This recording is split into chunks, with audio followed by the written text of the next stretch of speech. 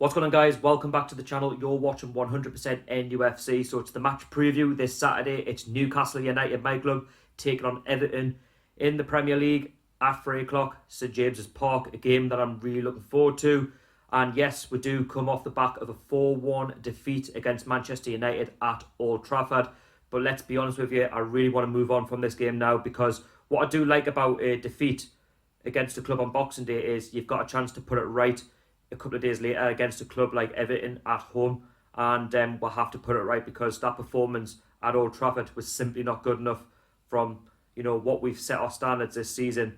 And we've been punished in a sense, because yes, you can take the lead against Manchester United at Old Trafford, but Man United have got game changers. They've got players in that squad that can change a game just like that, and we really did fall short in that game. And the minute Man United got that equaliser, for me, it was always a case of how many goals are they going to score, because they've got players in that squad who are full of energy. They can go throughout the whole 90 minutes. I don't think we've really got that. And for me, it was individual errors that cost in that match. And listen, it's a match to forget. Yes, I know people will argue about the Steve Bruce squad selection, but it's happened now. We've got to move on now against Everton and look to this game to think, you know what, let's stay positive. We're on 25 points. Who would have thought we're on 25 points halfway through the season, given, what happened around about August, September time, and I wasn't in the best place, watching Newcastle. And Steve Bruce, to his credit, has turned it around. And I could see why he made the decisions he did tactically against Manchester United, given that Everton is a huge game before the new year. It's at home, and we know that Everton haven't had the best of seasons. But obviously a lot's changed at Everton Football Club, and we're targeting this as a must-win game, because we're back at St James's Park, and of course I've said so many times that our home games are our bread and butter, and we need 3 points to keep climbing the table and keeping away from the relegation zone. And Everton are no different to anybody else that comes to St James's Park. And going into the match against Everton on Saturday, I do expect Steve Bruce to go back to what he fielded against Crystal Palace last Saturday. I do expect Hayden and Shelvey to start in the centre of midfield. We did miss them against Manchester United. Was it just to give them a rest? Possibly, because of this game on Saturday and how much it means to us to want to get the 3 points. And we all know that Everton are only 3 points behind us in the league, so we want to try and get a positive result if we can. And Shelvey and Hayden, they're very positive on the ball. They're very good at defending. Hayden likes to look after the back three, keeping it tight. And then you've got Shelvey, who likes to get forward with his quality. And you can tell the difference between having them in the squad and what it was the other day against Manchester United. And we all know what Everton are about and how they play their football. Now, in terms of the two forwards that started against Manchester United, it was Joe Linton and Dwight Gale. I was buzzing when I seen Dwight Gale start, but it wasn't really his game against Manchester United, and he missed an absolute sitter. Now, I would expect Joe Linton to start alongside Andy Carroll. He was also missing against Manchester United. I think he was given a break as well. I think he would come back into the squad against Everton, and then obviously the rest of the squad picks itself. Now, for me, the Longstaff brothers, I'd expect them to be on the bench. Nothing personal. I don't think they played bad against Manchester United. Sean probably wasn't the best, but Matty, for me, played a good game, scored a really good goal. I think both of them would probably come off the bench against Everton in the second half. Now, for me, going into the match, if you look at the record on screen, it's not very good really against Everton Football Club. They've always sort of gotten one over us. Not as of the last season. We did beat them 3-2 at St James's Park, if you remember. We did go 2-0 down, but then we did make that fantastic comeback to win the game 3-2. So anything is possible at St James's Park, and just because you go 2-0 up doesn't mean that we're not going to come back and beat you, as Everton realised last season. Now, at Goodison Park, we did get a 1-1 draw, which I feel like we should really have kept a hold of the 1-0 lead which we had, and then Everton got back into it. We should actually have won that game, but we ended up coming away from Goodison Park with a point. And overall last season, we got 4 points from Everton, which we should have got all 6. We should have done the double over Everton, but it's all ifs and buts. But in general, Everton have got the better record against us, and let's be fair though, they are finishing higher up in the league. They're finishing in the top 7 every season. We're just sort of middle of the table, bottom end of the Premier League, and that's the golden class in which they've got. And listen, we have been badly mismanaged in the last sort of 10 years, especially under Mike Ashley, and that's proven why they've got a better record than us. And listen, fair play to them. And going into the match, if Everton want any players to watch out for, I would definitely say John Joe Shelby, Hayden if they both start. Also, you have to watch out for Andy Carroll, because Andy Carroll, yes, he hasn't been scoring, but if you've been watching him on Match of the Day or any other TV channel, he's very good with his assists, and if he outjumps you, 9 times out of 10, the ball's going to go in the back of the net, either from himself or from one of our forwards or a midfielder or something like that. Also, Miggy Almiron, I expect him to feature against Uslot, and I think you have to watch out for him. He's got his first goal of the season. Yes, he was very quiet against Manchester United, not easy, but he's he got that buzz of scoring at the Gallagate, so he's someone who's very energetic, someone who likes to get up and down the pitch, and he's very good at bringing players into play, and he could do pretty much everything at his age, and he's definitely a bargain, really, in my opinion, from the MLS. Yes, we did pay 20 million for him, but at the end of the day, I think he definitely could become a very, very, or even better player in the next season or two to come.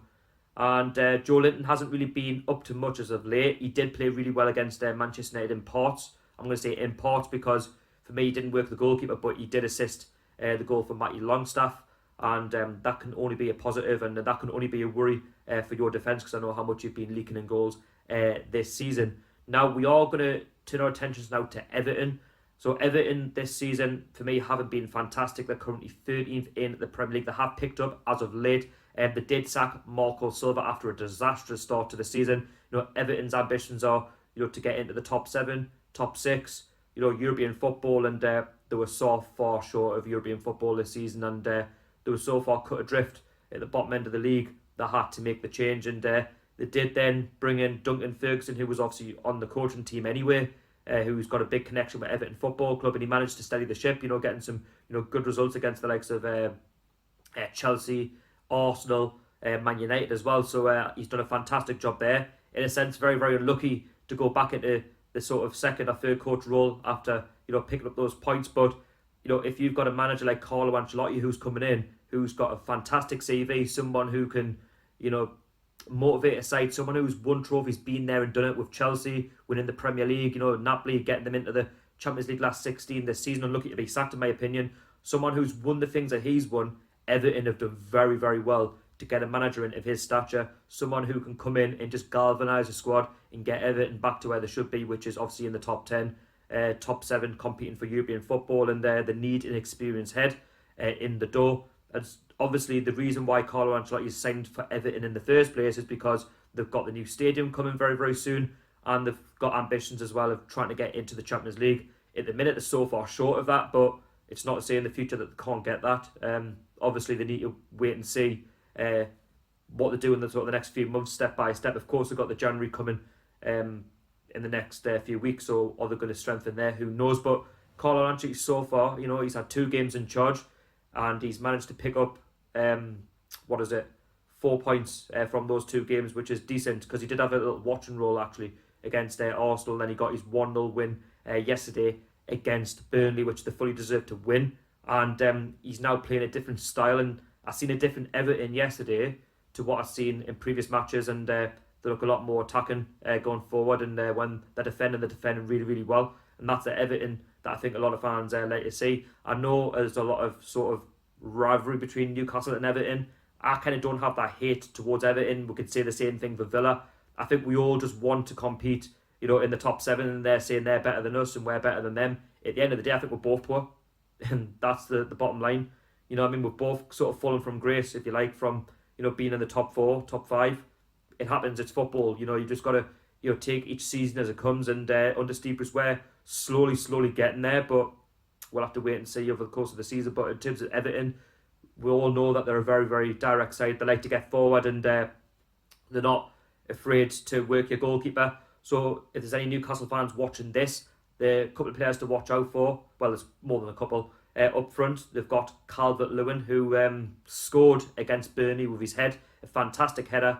He's a good natural goal scorer.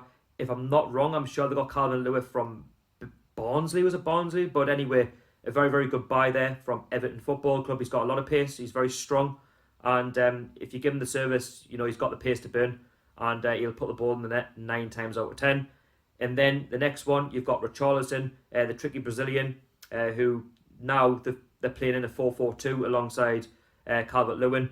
Again, someone with bags of tricks, skill, likes to get past players, and he can score worldy goals as well. So we'll have to make sure that we're defending a lot better against Everton, because if we do the same like we did against Manchester United yesterday at Old Trafford, we're going to get the same, especially if you're up against Richarlison, because again, he can unlock a defence, and he's got a lot of pace to burn. And talking of pace as well, they've got Bernard as well, who they said, another Brazilian with tricks, skill, who likes to get up and down the wing, someone who can cut in, someone who can cross, someone who can even score if you like, from distance. So we'll have to be ever so careful against them, because they've got pace to burn. In the centre of the midfield, they've got very good set piece takers, such as Gylfi Sigurdsson, who they signed from Swansea 2 for a year back, and someone who, he's not afraid of a goal or two, but when it comes to the likes of free kicks and things like that, 9 times out of 10, they go in the back of the net. So Everton, that, like I've just mentioned before there, they have, got some good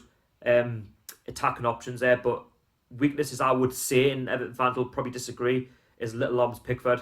We let it come small arms because of his connections with Sunderland and things like that, and dropping balls against like Liverpool and that. But for me, he has got a mistake in him. So I think if we can attack you lot, I think we could definitely get at your goalkeeper. Pickford's definitely got a couple of mistakes in him, and but at the same time, Pickford can become a very, very good goalkeeper, on a match by match basis. That's why he's England's #1 goalkeeper, and that pains us to say, being a Geordie and he's a Mackham. But when it comes to England, it's a different story. But for Everton, he's very, very hit and miss. He has good games and bad games, but it's not to say that if we don't attack you that you won't, make a mistake, and that'll be interesting.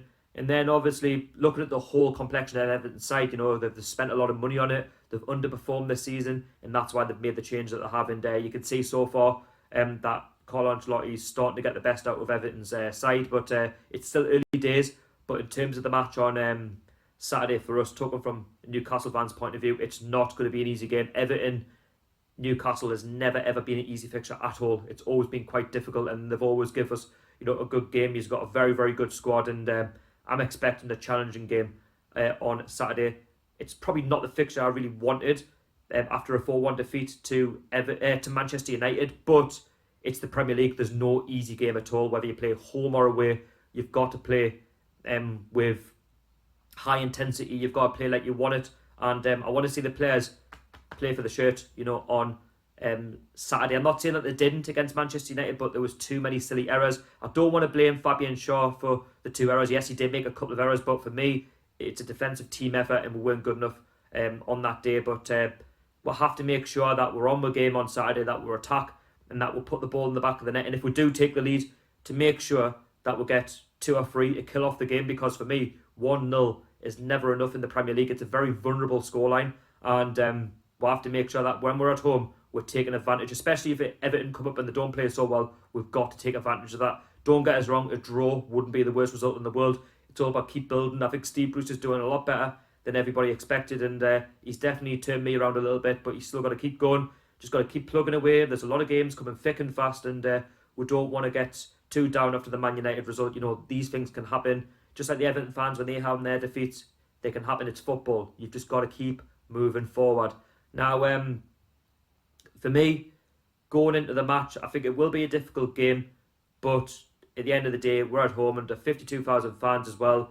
There's going to be a big, big sellout, and I'm looking forward to the match on Saturday. It's going to be an interesting one, and for a score prediction, I'm going to go for a 1-0 win to Newcastle. Now, I know Everton, they can score when they want to, but for me, we'll have to learn how to defend. We'll have to play a lot better. I don't care what the scorelines are these days at home, as long as we're winning games. I think Everton will be a tough game, but I think we should have enough, in there to get a goal and keep a clean sheet, and that would be huge if we could do that going into the new year. Keep a clean sheet and get a home win just to end off the year as well. So my score prediction, 1-0 to Newcastle. I don't really like to give a footballer for the lads who's going to score. Okay, fine. Miguel Almiron to score his 2nd goal for Newcastle. Okay, that's what I'm going to go for. Now, Everton fans, let us know what team you think Carlo Ancelotti's going to pick. Newcastle fans, what team do you think Steve Bruce is going to pick? Do you think it'll be the same one that played against Manchester United, or do you think it'll go back to the one against Crystal Palace?